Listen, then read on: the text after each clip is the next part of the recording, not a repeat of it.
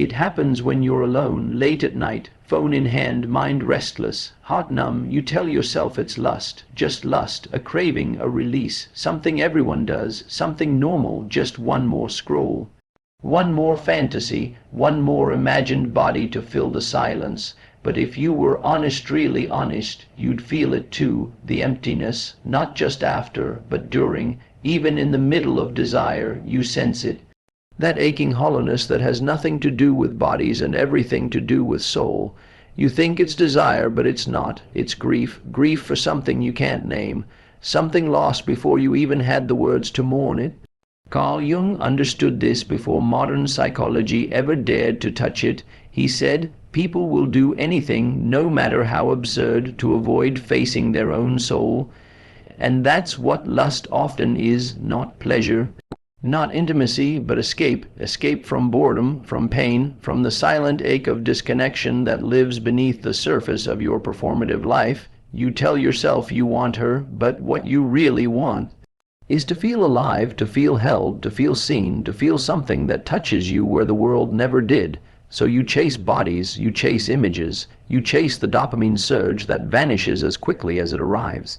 And when it's over again, you're left with the same void, the same silence, the same untouched self. Lust isn't the enemy, it's the signal, the soul trying to get your attention, because beneath every craving is a truth you're afraid to face. You are disconnected.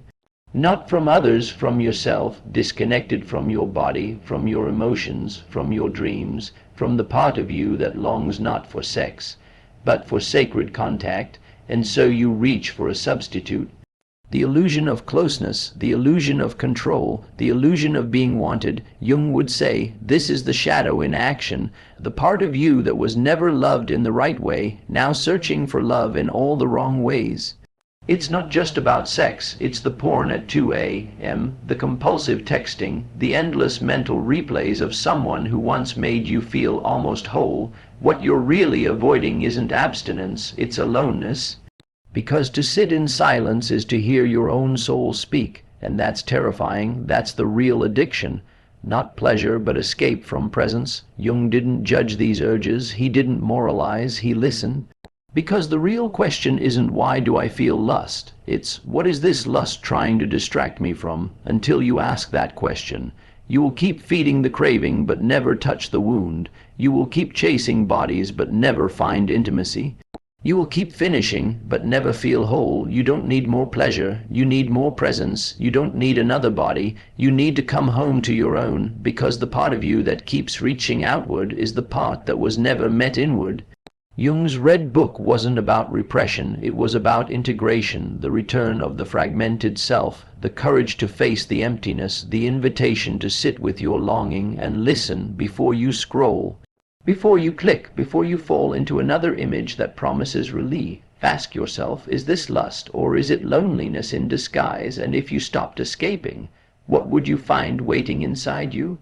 Jung never saw lust as just a physical impulse. To him, it was a spiritual symbol, a message from the unconscious, a warning your soul has been starved for too long.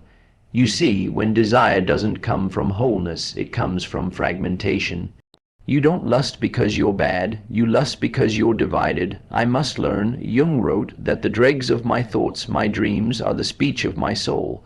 When lust shows up suddenly, irrationally, urgently, it's not about the person you're thinking of.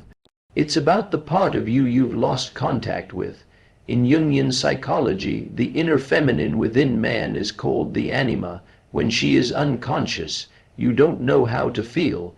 You don't know how to love without attaching. You don't know how to surrender, so your soul reaches out the only way it knows how, through projection. You place your lost tenderness, your repressed vulnerability, your abandoned light onto her.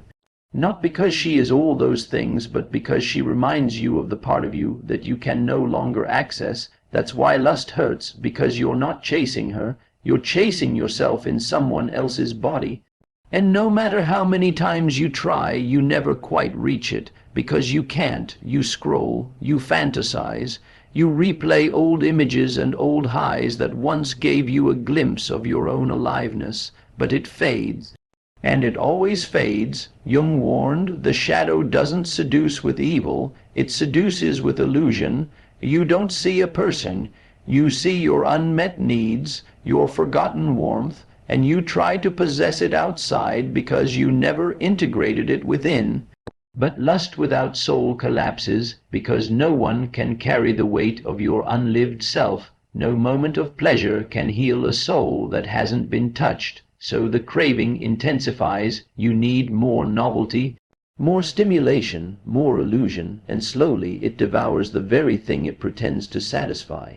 Carl Jung would say, stop asking who turns you on. Start asking, what part of me have I turned off? Because when you turn it back on, your emotions, your dreams, your intuition lust becomes sacred again. It becomes a bridge to integration, not a trap of disconnection. And that's all lust was ever trying to do, show you how far you've drifted from yourself. You don't just want to be touched, you want to be witnessed. You don't just want pleasure, you want relief from the ache of being unseen, even by yourself. Until you face your soul, your desire will always be misdirected. You'll keep chasing shadows, keep calling it love, keep falling into arms that don't feel like home, because the home you seek is the part of you you stopped visiting long ago. So what do you do now? Step 1. Turn toward the fire, not away from it. Pause the scroll, put the phone down, breathe, not to repress the craving, but to feel it, to hear what it's actually trying to say. Don't shame it. Don't worship it, just listen to it. Ask, what am I actually hungry for right now? Then be brave enough to sit with the answer. That's how you begin.